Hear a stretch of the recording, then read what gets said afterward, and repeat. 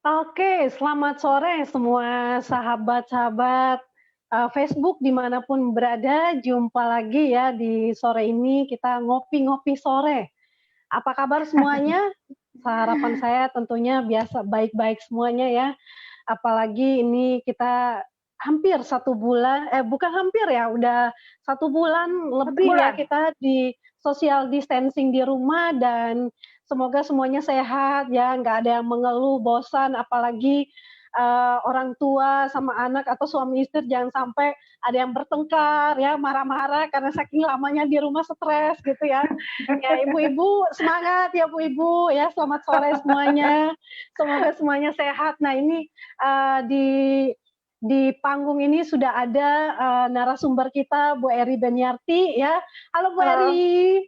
Halo, semangat pagi.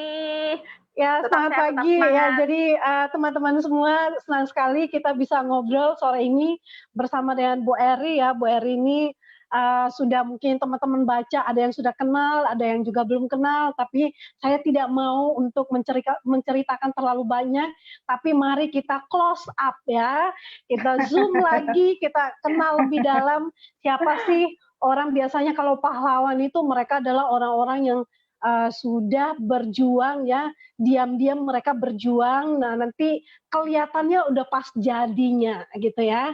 Nanti kalau, selama masa-masa perjuangan itu mah banyak orang tentunya melirik dengan sebelah mata, nanti kalau udah jadi benar-benar udah bersinar, nah itu orang-orang baru ngelirik, "Wah siapa dia?" Gitu. Nah teman-teman semua, kalau sudah ngopi ya silakan duduk manis, handphone-nya bisa dipegang, kita ngobrolnya santai ya. Bu Eri minum kopi apa nih, Bu? Oh, saya hari ini minum teh, Bu Esther. Oke Lagi oke. minum teh, teh hangat. Iya baik, kalau saya minumnya air hangat, Bu, karena memang, saya nggak terlalu suka kopi karena kalau udah jam segini ngopi pasti akibatnya malam nggak bisa tidur. Begadang ya.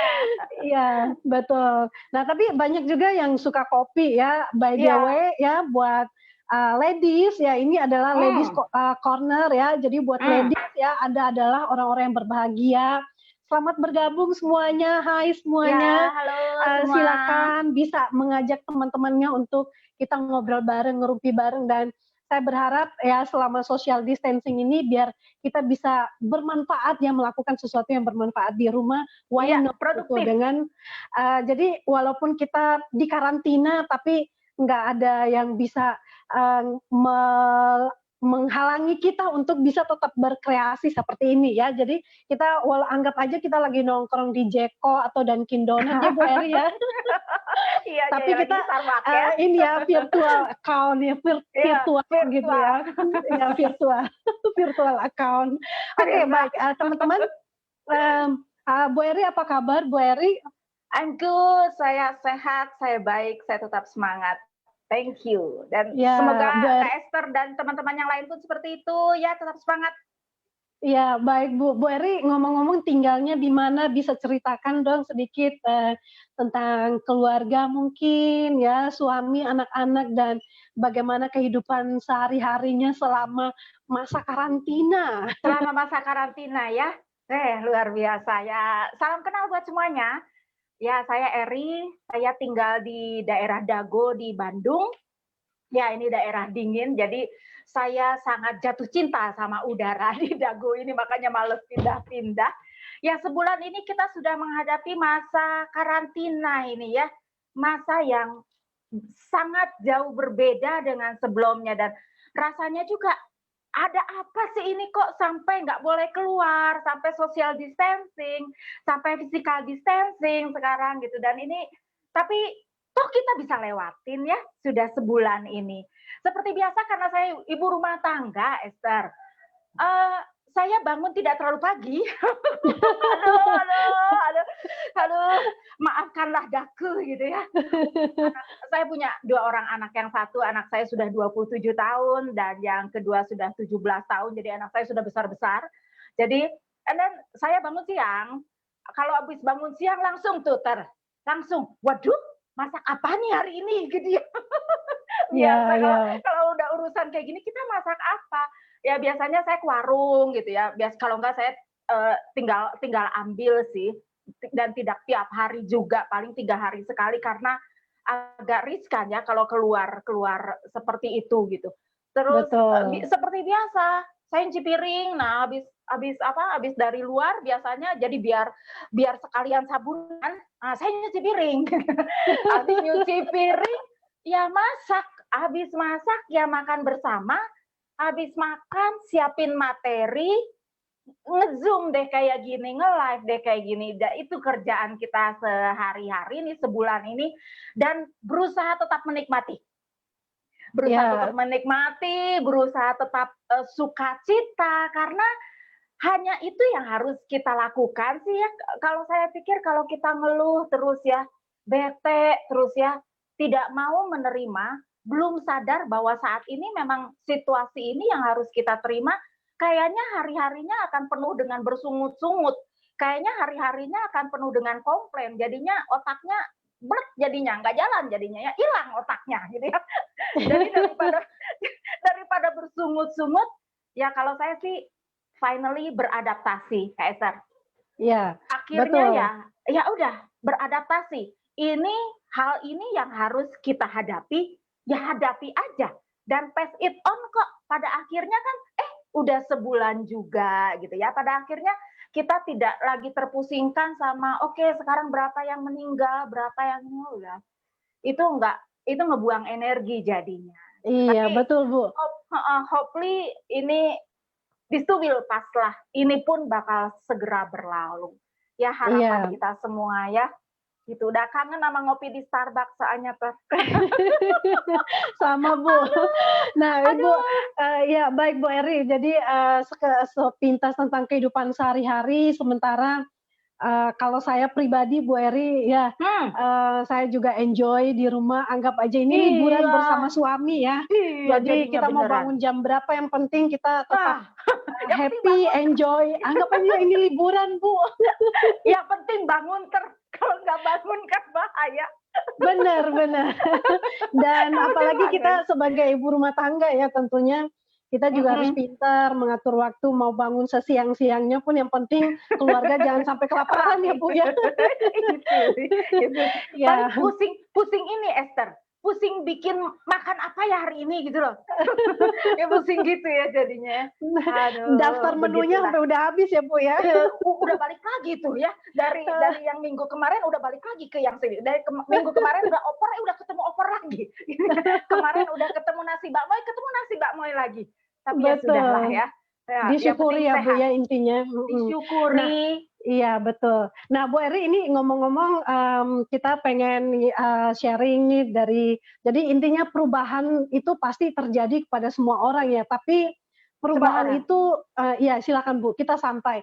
Jadi Oh, intinya perubahan itu bisa terjadi kapan saja ya, tapi yang penting saya pernah membaca sebuah artikel bahwa di Eropa atau di kutub utara itu kan, dingin sekali dan itu benar-benar sangat dingin.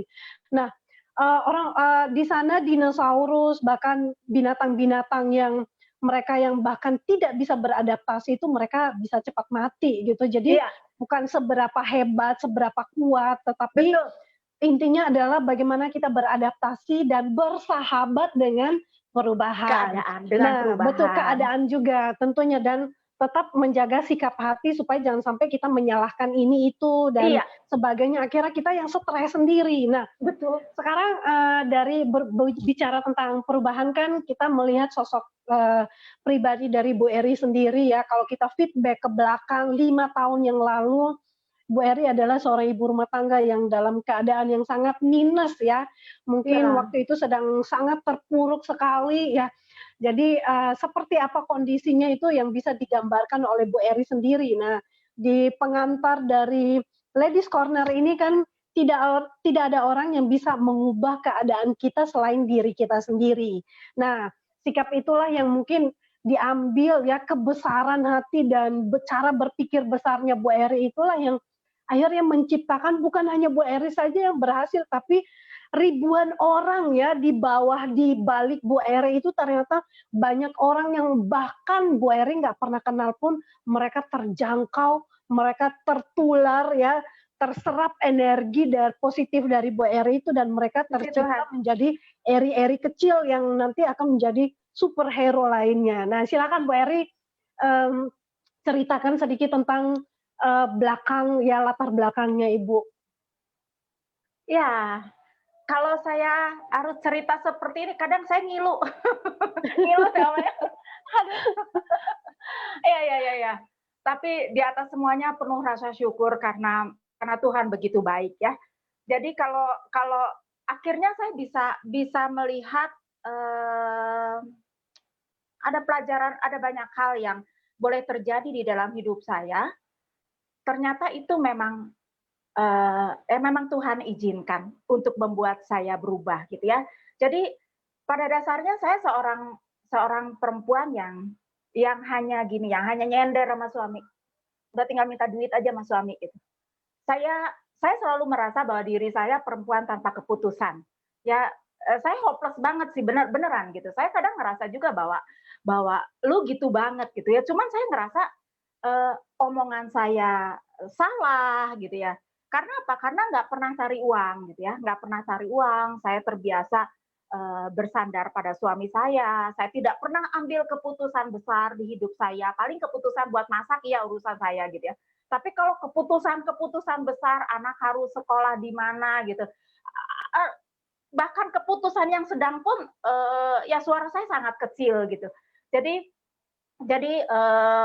suami saya pernah dalam keadaan yang sangat baik. Jadi keluarga kami ada dalam keadaan sangat baik bukan kebetulan hingga terjadi sesuatu hingga kami ada dalam jurang yang sangat dalam. Jadi kami ada dalam kemiskinan yang sangat luar biasa.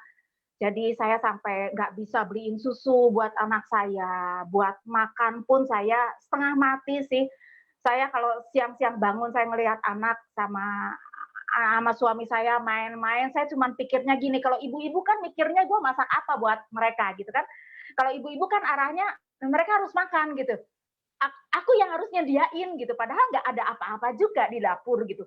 Jadi banyak hari yang saya hanya bisa masakin nasi sama saya bikin telur dadar gitu, kasih tepung biar agak banyakan dan kemudian dibagi 4.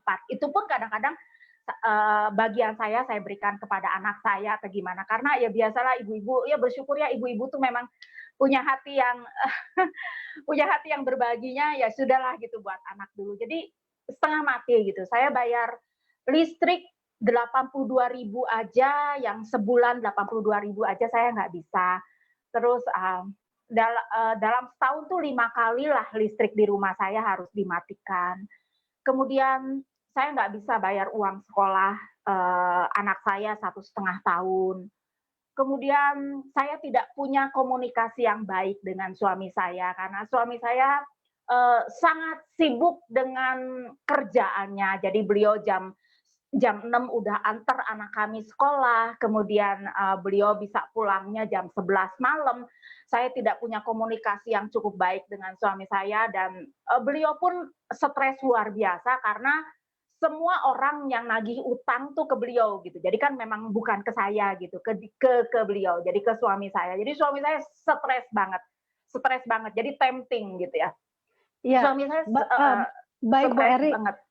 Bu Eri, yang sebenarnya yang melatar belakangi apa sih yang membuat Bu Eri, kan saya dengar-dengar kisahnya Bu Eri ini bahwa sebelumnya itu Bu Eri sebenarnya orang yang berada ya, yang selalu bersandar mengharapkan suami, benar-benar kehidupan yang mapan sekali, tapi akhirnya keadaan seperti apa yang membuat Ibu akhirnya terpuruk seperti ini, Bu? Oh, suami saya bangkrut. Suami saya bangkrut, jadi bangkrut dari usahanya gitu. Jadi bangkrut, suami saya kan pengusaha. Suami saya tadinya main jaringan gitu ya. Beliau tidak pernah kerja, beliau hanya mengerjakan bisnis jaringan yang orang lain pandang apa sih bisnis kayak gitu. Cuman kami bisa banyak uang dari sana. Kemudian bikin perusahaan konvensional gitu. Bikin perusahaan konvensional terus ya bangkrut lah gitu. Karena ya mungkin kurang pengalaman, Esther, mungkin juga masih muda gitu ya. Salah perencanaan. Jadi banyak hal lah dan banyak hal yang bikin jadi akhirnya ada di situasi yang seperti itu gitu. Dan eee, kemudian, itu kalau bicara luka, itu lukanya masih basah loh Ester, masih 7 tahun yang lalu gitu ya, Iya karena iya. masih 7 tahun yang lalu. Jadi kehidupan itu begitu parah gitu ya. Saya mengalami perubahan yang dahsyat gitu, saya bingung.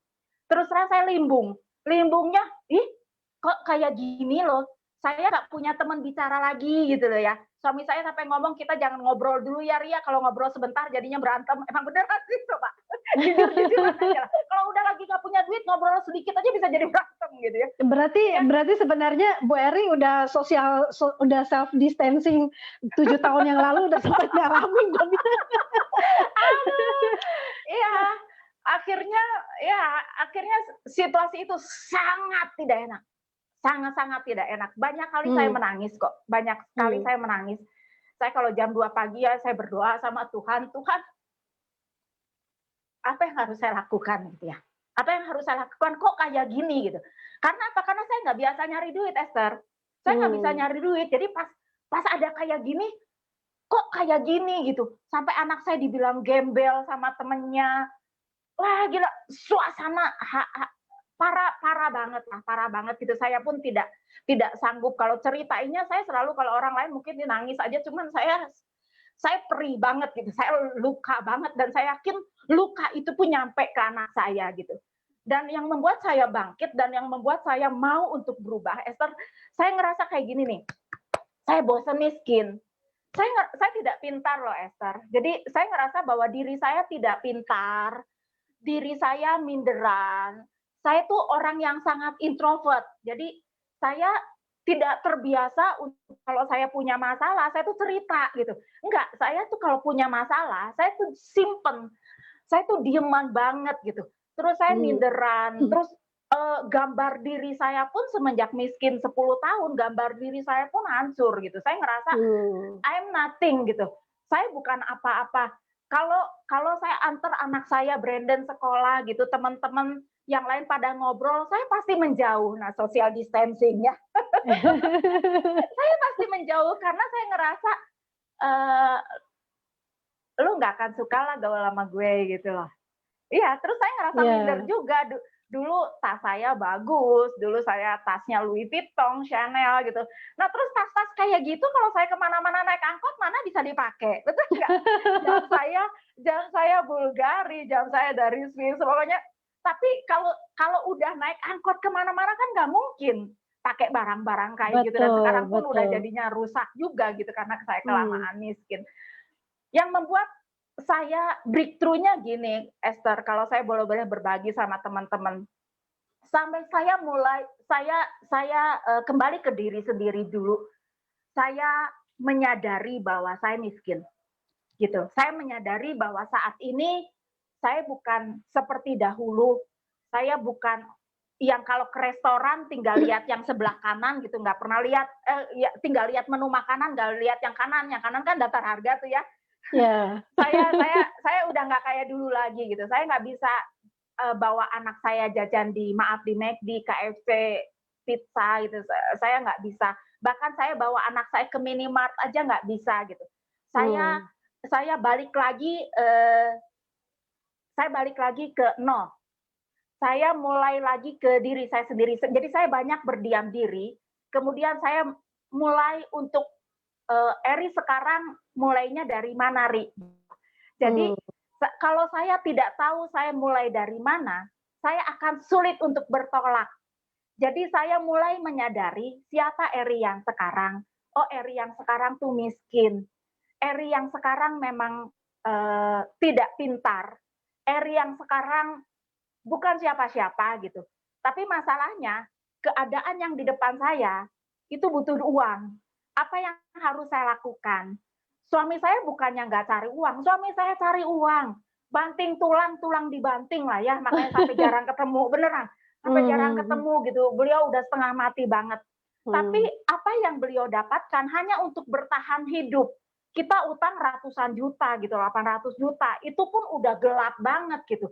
Kita bayarnya dari mana? Jadi selama 10 tahun tuh kita nggak bayar utang, tapi kan orang kan nagih terus. orang nagih terus dan kita bayar bunganya. Jadi apa yang didapat dari suami saya hanya untuk bertahan hidup gitu loh. Terus saya ngerasa mau sampai kapan ya kayak gini gitu. Breakthrough saya adalah saya melihat sepatu Fiona gitu ya. Fiona tuh pengen, "Mah minta sepatu, Mah minta sepatu," gitu. Fiona enggak. Saya nggak bisa beliin sepatu yang harganya 200.000 gitu. Terus Fiona sakit. Fiona sakit, saya nggak bisa bawa ke dokter. Saat itu saya sadar banget, gue melarat ini. Saat itu saya sadar, saya miskin. Karena apa? Karena kalau saya punya duit, saya bisa bawa anak saya ke dokter gitu. Tapi saya cuma bisa beliin obat warung, dan berdoa sama Tuhan gitu. Dan saya sangat takut banget karena Fiona panas 3 hari nggak turun-turun. Saya tahu ini kalau nggak tipes DB. Cuman saya memang nggak bisa bawa bawa beliau ke dokter, bawa Pipin Fiona ke dokter gitu. Saya pun nunggu Kosugi biar punya uang dulu, biar kita bisa bawa ke dokter. Akhirnya kita bawa ke dokter setelah 5 hari. Dan di tengah hari-hari itu kan saya deg-degan banget gitu. Saya lihat sepatu, dia kan tidak sekolah jadinya karena sakit. Terus saya lihat sepatunya Fiona yang udah bolong gitu ya, bawahnya bolong 50%, depannya mangap. Itu yang membuat saya tersungkur, Esther dan teman-teman. Itu yang ngebikin saya tersungkurnya gini. Gue miskin bener ini. Kalau bukan saya yang bergerak, siapa yang nunggu? Siapa yang harus saya andalkan untuk bergerak? Bukan saya ngerasa saat itu bahwa saya pahlawan, no. Tapi kalau istri kan harusnya jadi penolong buat suaminya ya, bukan perongrong gitu. Suami saya udah maksimal banget gitu, tapi saya diem-diem aja. Padahal kan saya sekolah juga gitu. Kalau saya selalu excuse, kalau saya selalu balik, tapi kan Eri nggak bisa apa-apa, tapi kan Eri nggak bisa kerja, tapi kan Eri kurang pinter, tapi kan kalau saya pakai tapi, kan tidak menambah kehidupan saya menjadi lebih baik. Akhirnya saya kalau cerita kata, saya ganti baju, Esther. Gitu. Kalau saya pakai baju saya yang lama, saya tidak akan pernah bisa pakai baju yang baru gitu. Jadi saya lepasin baju lama saya mulai belajar, saya mulai menerima keadaan, dan saya mulai beradaptasi di keadaan itu, dan saya mulai menghebatkan diri saya. Karena saya pikir tidak ada orang yang bisa bantu saya kecuali diri saya sendiri gitu.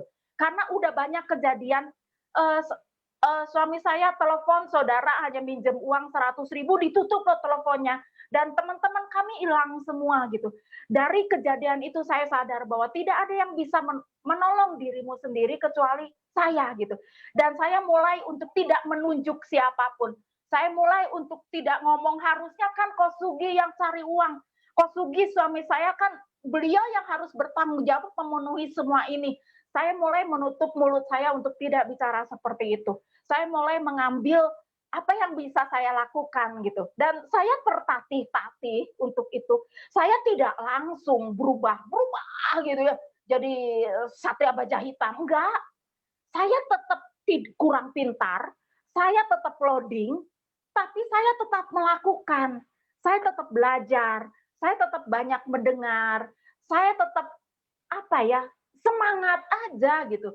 Soalnya saya pikir gini, kalau bukan saya yang memberi semangat dan memotivasi diri saya sendiri, terus siapa?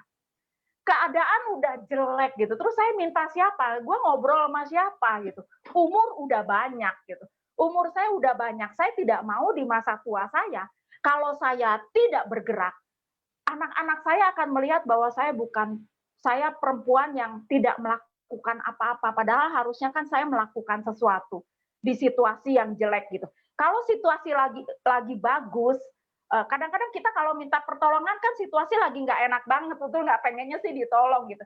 Tapi kalau situasi lagi jelek kayak gini dan saya tidak melakukan apa-apa, saya ngerasa saya tidak bersyukur kalau Tuhan masih kasih nafas dan kesehatan sama saya gitu. Jadi itu tertatih-tatih, Esther, tidak mudah. Saya cuman ingat anak-anak saya aja gitu, bahwa saya bosan miskin. Jadi orang miskin tuh nggak enak banget, suaranya tidak didengar, diabaikan, tidak diperhatikan,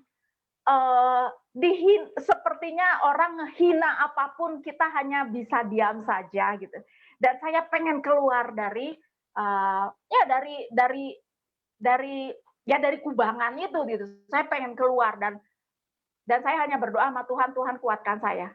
Saya tidak minta Tuhan mudahkan segala sesuatunya buat saya karena kalau sesuatunya jadi mudah, tidak mudah di hadapan saya, nanti saya menyalahkan Tuhan dan saya kecewa.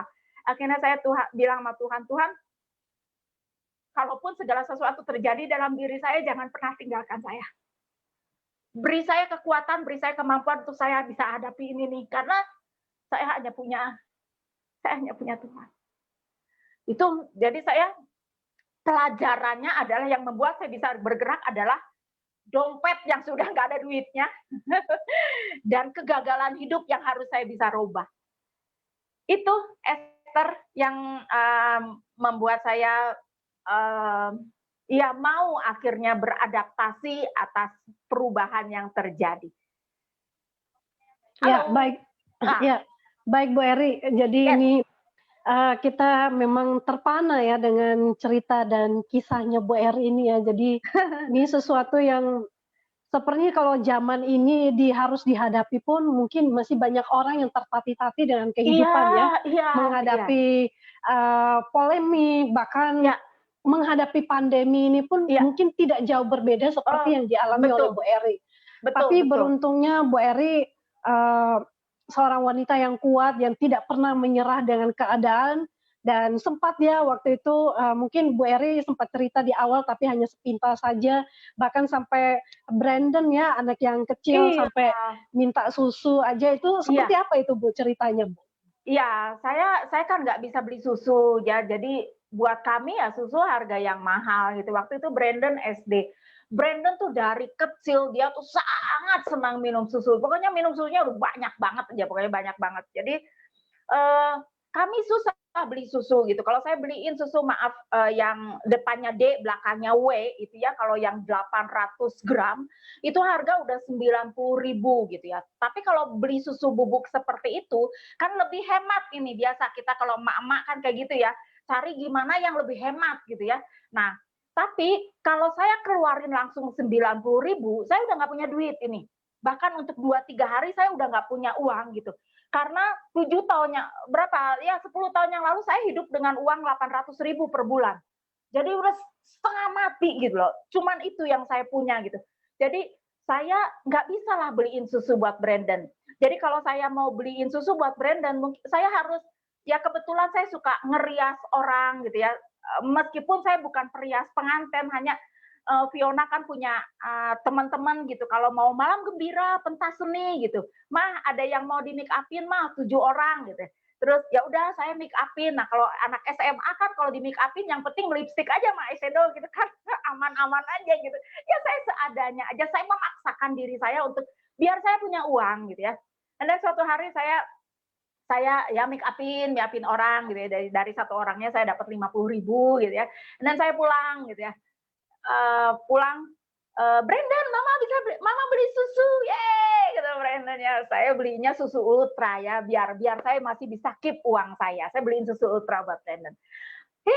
Brandon bilang, ya terus kita sama Brandon minum susu, saya temenin dia, gitu. Terus kemudian saya masak, habis masakan saya nyuci piring, segala rupa ya.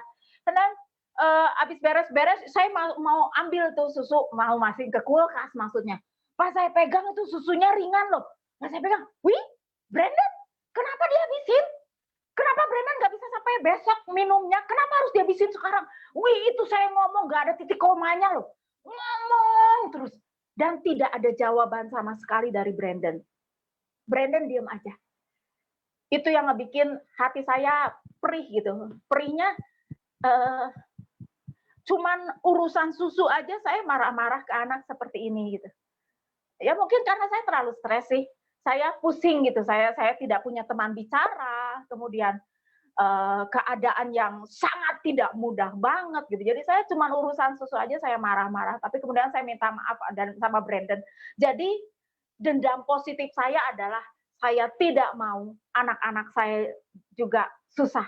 Kalau keadaan saat ini susah, 5-10 tahun ke depan, anak-anak saya bakal lebih susah dari sekarang kalau saya tidak melakukan perubahan.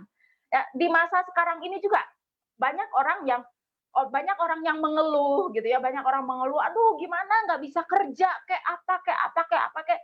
Saya sangat mengerti bagian itu gitu, bahwa sementara kan harus kerja di luar atau apa gitu.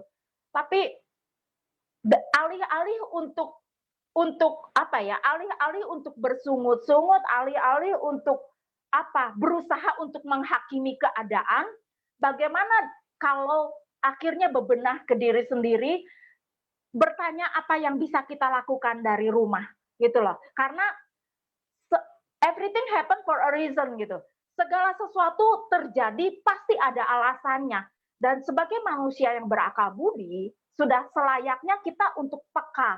Apa kira-kira yang harus kita kerjakan gitu. Daripada mengeluh, daripada bersungut-sungut, daripada marah-marah, keadaan tidak akan selesai juga kok.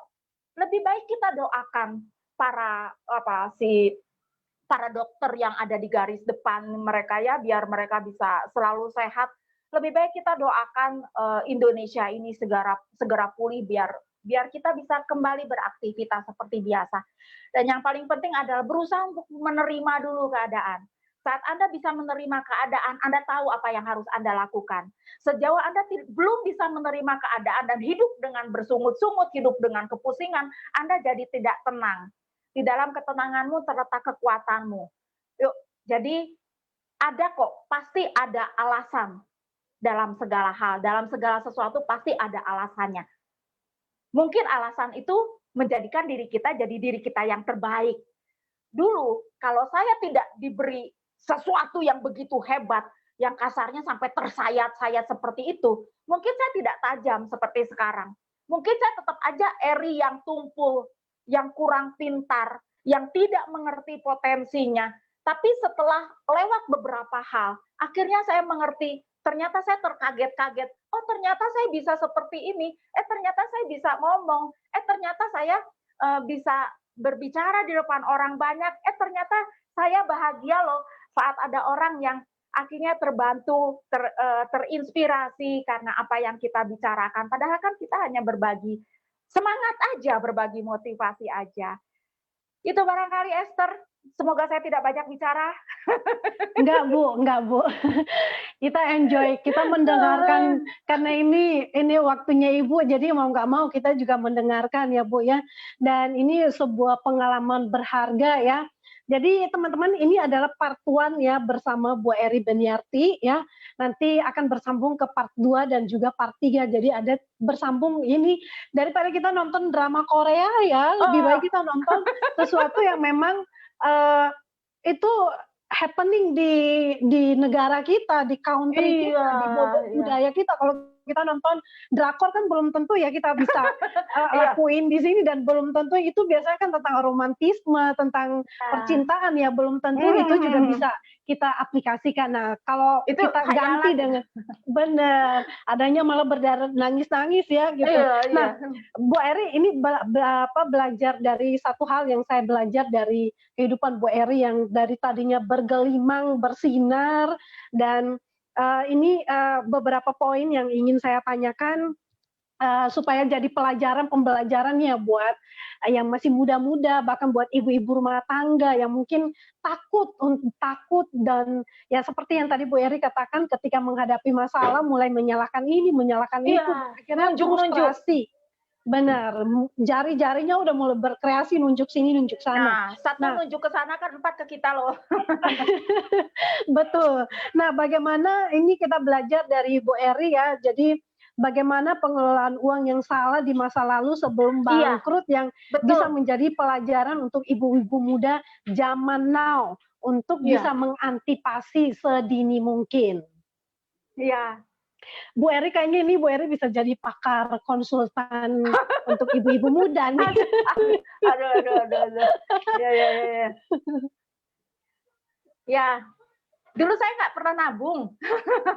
Itu kesalahan kami adalah kami tidak punya tabungan. Kami merasa bahwa kehidupan akan berjalan dengan baik-baik saja, gitu loh. Everything is running well, gitu. Suami saya bakal dapat duit terus, gitu. Karena suami saya kan pinter. Jadi saya pikir masa sih orang pinter kagak bisa nyari duit, gitu ya. Nah, itu kan zona nyaman juga gitu ya, zona nyaman. Jadi buat nih ibu-ibu rumah tangga, hati-hati dengan zona nyaman ya. Kadang-kadang kita berpikir bahwa apa, ya kita tidak melakukan apapun nggak apa-apa sih, udah ada suami ini gitu ya. Tapi kita tidak pernah tahu kapan segala sesuatu berubah. Jadi kalau saya bilang sih, seorang wanita harus bisa punya uang, punya simpanan ya, harus bisa menyisihkan. Jadi kita menghargai hasil kerja suami juga dalam bentuk menyisihkan. Jadi jangan shopping-shopping, jangan belanja-belanja terus gitu ya. Karena dulu saya suka belanja-belanja terus. Dan anehnya suami saya iya aja gitu saya belanja apa juga gitu ya. Tapi ya lewat segala hal akhirnya oh iya ya, kita tahu bahwa kita tidak menabung dulu, kita tidak naruh uang gitu loh. Kita tidak menabung berinvestasi untuk jangka panjang gitu. Kita hanya naruh duit di bank aja yang bisa diambil, yang bisa tinggal ambil gitu ya. Jadi kita tidak berinvestasi, itu kesalahan kami itu dan itu kesalahan fatal. Jadi saat keadaan begitu rupa, rainy days gitu ya, keadaan luar biasa jungkir balik, ya saya nggak punya tabungan. Bener-bener nggak ada jaringnya gitu loh, nggak ada jaringnya. Kalau saya punya investasi ya setidaknya punya suami saya masih bisa buka usaha gitu. Setidaknya saya pun tidak anak saya nggak harus disebut gembel gitu. Tapi ya begitulah karena kita tidak punya tabungan, kami sangat apa ya? Kami ya tidak peduli. Kami tidak peduli hal itu ya karena waktu itu ya masih muda gitu 20 tahun, 30 tahun gitu ya. Rasanya tetap muda aja gitu ya. Jadi agak belagu sih. Agak belagu, ganti-ganti mobil ya kita tuh ya. Punya uang, dibeliin langsung rumah gitu ya. Hingga saat keadaan apa-apa, keadaan ada sesuatu hal yang sangat mendesak, kita cuma punya rumah, nggak ada investasi yang lain. Sementara kan rumah tidak mudah untuk dijual. Jadi saat Betul. butuh sesuatu pun jual rumah malah jadinya rugi juga gitu. Banyak sekali pelajaran yang hebat yang bisa saya ambil gitu. Waktu itu ya saya tidak mau bilang bahwa kuat banget ya Bu Eri ngalaminnya, enggak, gue berdarah-darah juga, guling-guling juga gitu loh, setengah mati juga gitu. Tapi akhirnya ya tambah tua juga kali ya Esther, tambah tua juga ya akhirnya oke, saya mengerti di bagian sini gitu ya. Kita tidak boleh menggantungkan separuh semuanya gitu diri kita pada suami gitu ya. Jadi kita pun harus jadi penolong suami kita dengan ayo bergerak. Jadi perempuan rasanya akan lebih ada value-nya gitu kalau bisa membantu keluarga juga gitu ya. Kalau seorang perempuan bisa nabung, bisa menghasilkan, pasti suami lebih sayang. Iya atau iya? Ya, Iya, betul, benar betul. nggak ya? Jadi saya yakin setiap orang punya potensi kok. Tapi beberapa orang kadang tidak sadar potensinya. Karena apa? Karena Anda di zona nyaman.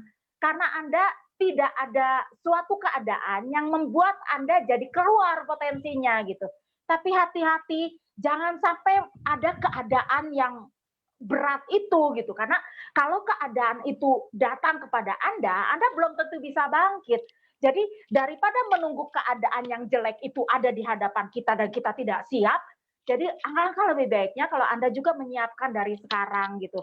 Menyiapkan dari sekarang, mulai dari kalau ada suami kasih uang sama kita mulai taruh dah gitu, berinvestasi dan sekaligus bisa berbisnis sedikit-sedikit. Karena apa? Karena anak Anda juga akan bangga kok sama Anda kalau Anda jadi seseorang yang lebih menghasilkan dan produktif ya, artinya ya, lebih produktif. Gitu sih, Bu Esther. Ya, Apalagi keadaan kayak gini nih, keadaan ya, kayak gini, betul. pandemi kayak gini, daripada nah ini tulang punggung setengah mati nih pasti. Betul nggak, Esther? Setuju nggak Betul, sama saya nih? betul, setuju. Para tulang punggung ini setengah mati banget. Stres, Bu. Mereka stres loh.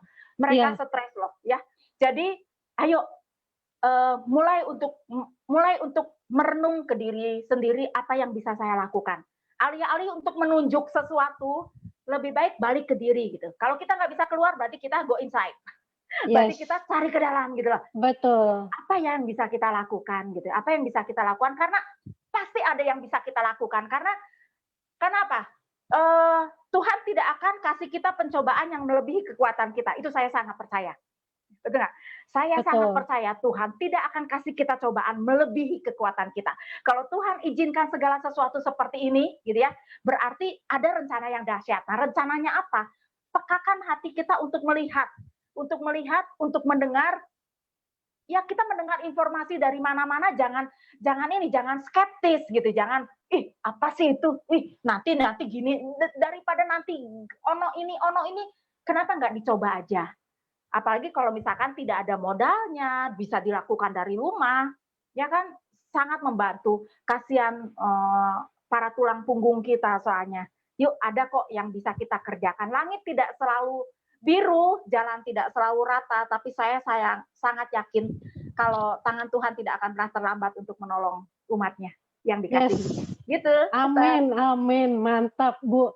Ya, baik Bu Eri. Jadi ini buat Bu Eri juga bisa memberikan pencerahan ya buat kita ibu-ibu rumah tangga yang masih muda ini kita belajar dari pengalamannya Bu Eri.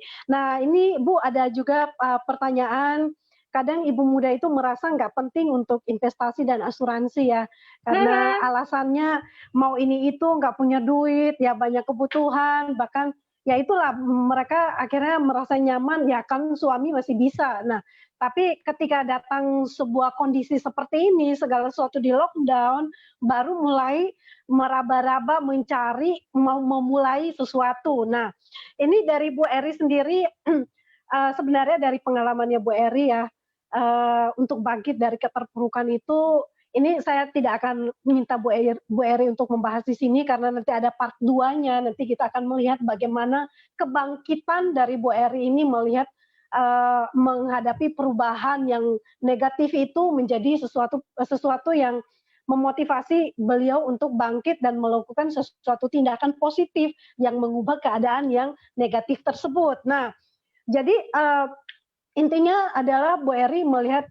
peluang ya dengan kondisi seperti ini, apa saja yang bisa dikerjakan seperti tadi diceritakan merias anak-anak, ya anak-anak kecil ya paling pasangin warna-warni di mata gitu, yang penting warna-warni sesuai baju yang dipakai udah dapat duit gitu.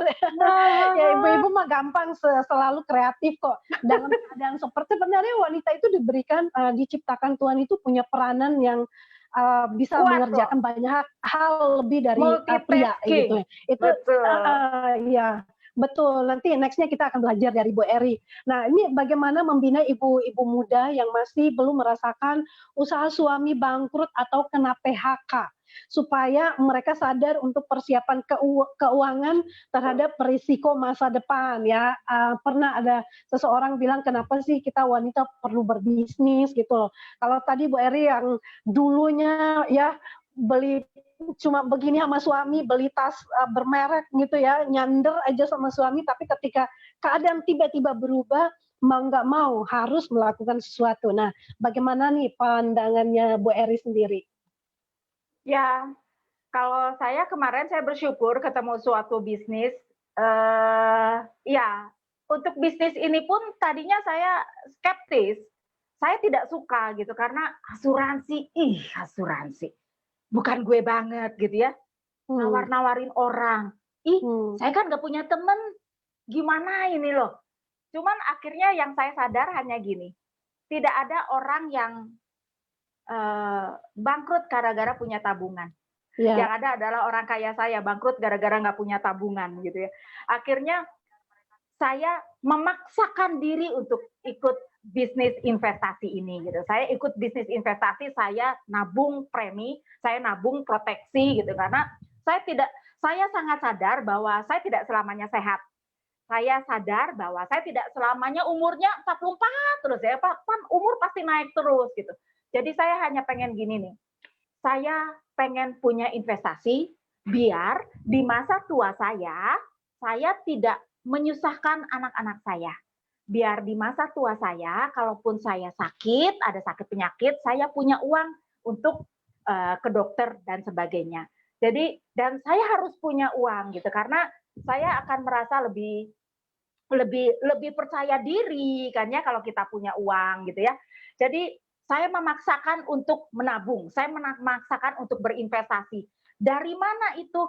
Nggak gampang gitu, di situasi yang nggak bisa beli susu, di situasi yang nggak bisa bayar uang sekolah, tahu-tahu harus nabung 700.000. Itu nggak nyambung banget sih. Itu nggak nyambung banget. Cuman yang saya sadari bahwa toh uang ini akan balik ke saya.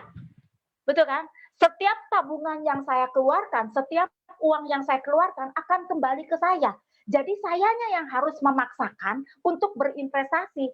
Karena kalau saya tidak memaksakan untuk berinvestasi dari sekarang, ke depannya akan makin sulit gitu. Jadi saya sangat encourage juga, sangat ayo gitu buat para ibu-ibu muda gitu ya, ibu-ibu muda ya, ibu-ibu yang tua juga harus gitu ya kalau urusan menabung ya, sisihkan uang Anda. Tapi nggak ada, jangan pakai tapi kalau urusan sekarang. Saya yakin Anda pasti bisa cari solusi. Tuhan kasih kita akal budi untuk kita bisa berpikir gitu ya. Dulu saya macam-macam, dulu saya jualan puding, saya jualan makanan gitu ya, agar saya bisa menabung gitu. Dan kebetulan bisnis yang saya kerjakan ini kebetulan ada bisa mendapatkan peluang income-nya. Jadi dan itu tidak saya sia-siakan gitu. Saya mulai belajar untuk mengerti marketing plan, saya mau belajar untuk mengerti asuransi, saya mau belajar untuk mengerti investasi, karena saya pikir saya harus jadi wanita yang produktif gitu. Jangan sampai, karena kan laki-laki bisa saja sakit, tulang punggung kita bisa saja sakit, laki-laki bisa lupa jalan pulang, laki-laki juga bisa kelain hati. Gitu. Jadi perempuan harus jadi perempuan mandiri, harus jadi punya duit, biar kagak jadi keset. Karena bagaimanapun gini, bagaimanapun Indonesia, budaya Indonesia ya, perempuan selalu ada di bawah, ya kasarnya di bawah otoriter suami gitu. Bukan berarti kita harus melangkahi atau melampaui suami, no. Kita harus berada equal dengan pria. Jadi harus kita diciptakan dari tulang rusuk, itulah kenapa kita ada di samping untuk menolong ya. Jadilah penolong untuk suamimu saat ini gitu. Ini saat yang tidak mudah buat kita semua, tapi jangan putus harapan, jangan putus asa, jangan putus semangat, karena kita masih membutuhkan itu mungkin untuk beberapa bulan ke depan. Itu aja, Bester. Ya, baik Bu Eri, dan ini tanpa sadar kita udah sampai di penghujung ya dari acara kita ya, tanpa sadar ya. Jadi bentar lagi kita bubar nih dari warkop nih ya. Nah, Bu Eri, ya. Jadi Bu Eri, begini Bu Eri, jadi ibu-ibu muda itu kadang-kadang mereka juga terkadang melihat sebuah peluang bisnis atau melihat sebuah kesempatan untuk mereka berkarir, itu terkadang membuat mereka juga takut untuk mencoba, takut juga ya. Intinya bagaimana tips dari Bu Eri sebagai wanita yang sudah pernah bangkit dari keterpurukan itu ya, dengan membantu suami ya, membantu tulang punggung ini supaya membackup semua pengeluaran dan juga semua kebutuhan yang ada ya. Jadi tidak hanya mengandalkan suami, tapi juga Bu Eri mulai melakukan sesuatu, apalagi istri-istri itu kan adalah bendahara ya di rumah tangga ya, bagaimana mengelola keuangan dan kemudian juga memanfaatkan begitu banyak peluang yang ada di sekitaran kita untuk bisa memulai bisnis, memulai karir, tanpa harus menunggu ya itu tadi, kalau misalkan suami lupa jalan pulang atau mungkin pindah ke lain hati, di PHK dan sebagainya kan, itu bisa saja terjadi, tapi semoga itu tidak akan pernah terjadi kepada kita. Tapi resiko-resiko yang buruk tidak bisa dihindari, pasti ada. Nah, bagaimana saran dari Bu Eri sebagai seorang senior juga yang sudah mengalami banyak pengalaman? Silakan Bu. Ya, kalau takut untuk melakukan sesuatu, saya pun seperti itu dulu. Itu manusiawi, wajar kok, wajar banget. Kalau ragu atas segala sesuatu, wajar juga gitu ya. Tapi cobalah lihat gitu bahwa kalau saya sih yang membuat saya mencari motivasi di luar diri saya. Karena waktu saya mengumpulkan motivasi dari diri saya agak bergumul dengan rasa minder, kurang pintar, tidak percaya diri gitu ya. Dan bila saya hanya pegang itu terus, saya tidak maju kemana-mana. Akhirnya saya coba melihat sekeliling saya, ke orang-orang terdekat saya. Saya melihat pada kenyataannya anak-anak saya kena imbasnya atas kemiskinan kami. Anak-anak saya kena imbasnya atas kesulitan kami gitu. Dan rasanya tidak bijak kita sebagai orang tua untuk melibatkan anak dalam keadaan kita yang sulit. Ya, anak saya sampai putus kuliah gara-gara kesalahan kami gitu. Jadi saya melihat ke sana, teman-teman, saya melihat ke sana. Saya melihat bahwa anak-anak saya dan suami saya setengah mati menghadapi masalah ini. Terus kemudian itu saya balikin ke diri saya. Kok lu nggak bergerak, Ri? Kok kamu masih diem aja? Sementara saya masih sehat dan ada pasti yang bisa saya kerjakan. Akhirnya anak-anak saya, keluarga saya, bahwa saya tuh saya tuh simple banget kok. Apa ya, maksud saya tidak terlalu pintar dan impian saya nggak tinggi waktu itu. Impian saya hanya ingin keluarga saya kembali kepada saya. Saya hanya ingin suami saya merhatiin saya lagi. Saya hanya ingin anak-anak saya happy lagi. Hanya itu loh impian saya. Kemudian saya belajar untuk mengubah diri saya. Karena saya tidak bisa mengubah situasi.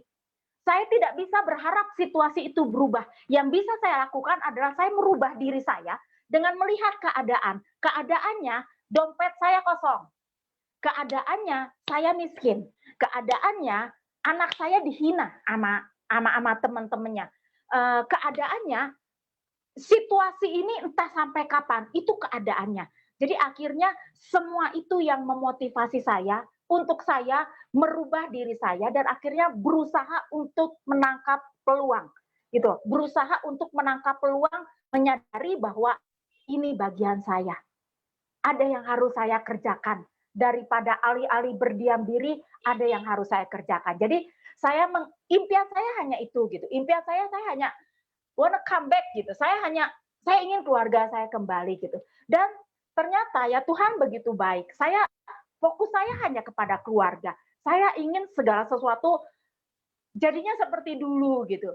Dan saya mengerjakan dengan konsisten. Saya belajar, saya mengerjakan konsisten. Di dalam belajarnya itu saya takut, saya bodoh, saya diketawain, saya dihina. Tapi saya tetap jalan. Saya berusaha menjaga konsistensi karena saya pikir gini, Anda boleh punya semangat luar biasa, tapi tidak dengan konsistensi Anda tidak akan pernah menyelesaikannya. Gitu. Makanya saya ngotot saya mengerjakan bisnis yang saya kerjakan itu, saya ngotot ngerjain hingga hanya dalam waktu 14 bulan aja saya bisa akhirnya mendapatkan income di 50 juta dan itu menyelesaikan banyak hal. Jadi waktu itu saya lihat dulu masalahnya apa loh? Masalahnya duit. Oke, saya bantu nih. Gitu, saya bantu biar bisa masalah ini selesai. Jadi kita harus kenali dulu masalahnya. Masalahnya duit kita beresin dengan duit lagi gitu. Jadi kalau masalahnya duit nggak bisa diberesin dengan marah-marah. Masalah duit harus diberesin dengan duit lagi. Artinya lu harus berbisnis. So saya berbisnis. Saya maksain. Kalau Anda ragu, kalau Anda takut, kalau Anda menunda, wajar, manusiawi. Tapi segala sesuatu hari gini bisa diselidiki by Google, betul nggak? Dan sekarang sudah banyak bukti gitu. Jadi Anda tinggal temukan mentor yang bisa mengajarkan Anda. Jangan ragu, karena kalau Anda ragu, Anda tidak pernah sampai ke sana. Bagaimana kalau daripada berpikir gagal, bagaimana kalau berpikir, bagaimana kalau saya sukses? Jadi semuanya diganti. Dulu saya sangat orang yang negatif loh, Esther. Saya sangat negatif, apa-apa saya memandang negatif. Ya karena apa? Karena 10 tahun saya ada dalam kehidupan miskin, itu banyak negatifnya di diri saya gitu. Tapi saya tahu bahwa kalau saya negatif terus, saya tidak akan ada sesuatu kemajuan yang bisa saya lakukan. Jadi akhirnya ya saya tertatih-tatih, saya merubah diri saya nggak mudah. Itu nggak mudah, itu perubahan yang dahsyat gitu. Tapi bisa kok, bisa, asal kitanya mau. Asal kita sediain hati kita untuk mau dirubah, mau berubah, mau dibentuk. Karena kalau keadaan sudah jelek, yang paling bagus bukan mempertahankannya, tapi merubah keadaan ini. Dan cara merubahnya adalah mulai dari dirimu. Mulai dari dirimu untuk tetap positif, mulai dari dirimu untuk punya impian bahwa saya ingin sukses, saya ingin membantu keluarga saya, gitu. Saya ingin membanggakan anak-anak saya. Gitu, karena ya biasanya kalau ibu-ibu kan biasanya belum nggak kepikiran gitu. Entahlah kalau mungkin kalau saya seperti itu, Esther. Saya dulu Ya, nggak kepikiran bahwa saya akan bisa dibayar oleh perusahaan dengan begitu mahal gitu. Saya tidak pernah ada di kepala saya. Tidak pernah ada di kepala saya. Jadi saya hanya melakukan bagian saya dan saya melakukannya maksimal. Saya selalu menjadi Eri yang berbeda setiap hari. Kalau Eri kemarin kayak gini, besoknya saya harus jadi lebih baik dari Eri yang kemarin. Gitu. yes. Itu aja ya, saya belajar. Sampai sekarang pun saya masih belajar. Dan saya kasih tahu Anda, saya tetap jadi orang yang nyebelin kadang-kadang. Saya juga tetap jadi orang yang mudi. Kenapa? Mas, Manusiawi. ya Manusiawi, betul manusiawi, nggak? betul. Manusiawi gitu. Memang kita nggak jadi nggak sempurna kok. Tapi satu hal yang paling penting dalam keadaan gelap pun carilah satu titik terang karena itu pasti ada. Karena itu pasti ada. Jadi jangan tutup mata untuk segala hal. Jangan buta setelah melihat, jangan tuli setelah mendengar. Pekakan hati Anda untuk melihat segala sesuatu karena Tuhan akan tolong kita bukan dengan duit. Kalau kita masalahnya, wah hari gini nih nggak bisa kerja nih, nggak bisa dapat duit. Tuhan nggak kasih duit di depan pintu Anda. Tapi Tuhan berikan kepada kita lewat peluang dan kesempatan. Itu aja, tetap semangat, tetap sehat, tetap berkarya, tetap produktif. Yes. Begitu, Bu Esther. Ya, baik. Terima kasih Bu Eri untuk sebuah closing statement ya, sudah sekaligus ya, yang begitu menginspirasi kita. Yang pasti teman-teman tangkap adalah jadilah orang yang berbeda ketika menghadapi masalah, jadilah orang yang berbeda. Kita harus lawan arus ya tentunya ya. Iya, Karena betul. kalau misal kita ngikutin arus ya Sama ya mau aja. ya akan hanyut di bawah arus gitu lah. Jadi kita harus berjuang ya, berbalik arah, banting setir ya sekarang. Iya. Buat teman-teman ibu-ibu muda khususnya yang sedang mungkin mengalami masalah keuangan atau mungkin bingung nggak tahu mau ngapain, percayalah pasti ada harapan ya. Karena Bu Pasti Eri ada. sudah melewatinya. Nantikan lagi di Ladies Corner ya untuk ngopi-ngopi sore di edisi yang kedua berikutnya nanti akan saya umumkan. Dan terima kasih sekali untuk Bu Eri yang sudah begitu luar biasa membagi spirit sukses ya. Sedikit mengorek luka-luka lama 7 tahun yang lama, tapi tidak masalah. Itu luka-luka itu akan sembuh dengan sendirinya. Dan teman-teman bayangkan seorang ibu rumah tangga dalam keadaan yang terpuruk ya, dalam keadaan yang tertati-tati, berjuang demi anak, suami, membantu suami, dan saat ini luar biasa ya, keajaiban terjadi, keadaan ekonomi mereka ya, finansial mereka berubah, dan saat ini tadi Bu Eri katakan di atas 50 juta ya per bulannya itu, dan segala sesuatu sudah tercover dengan baik, bahkan beberapa aset yang nanti akan diceritakan juga ya. Jadi nantikan bahwa teman-teman juga punya kesempatan yang sama, apalagi hari-hari ini adalah kecanggihan teknologi itu udah sangat membantu kita untuk bisa melakukan banyak hal. Ya, nantikan obrolan-obrolan kami di episode berikutnya, dan sampai bertemu di kesempatan berikutnya. Terima kasih untuk semua yang sudah menonton di live Facebook. Jaga kesehatan dan sampai bertemu di kesempatan berikutnya. Sampai jumpa. Selamat sore Bu Eri. Ya, tetap sehat, tetap semangat. Oke, bye-bye. God bless you. Bye, no.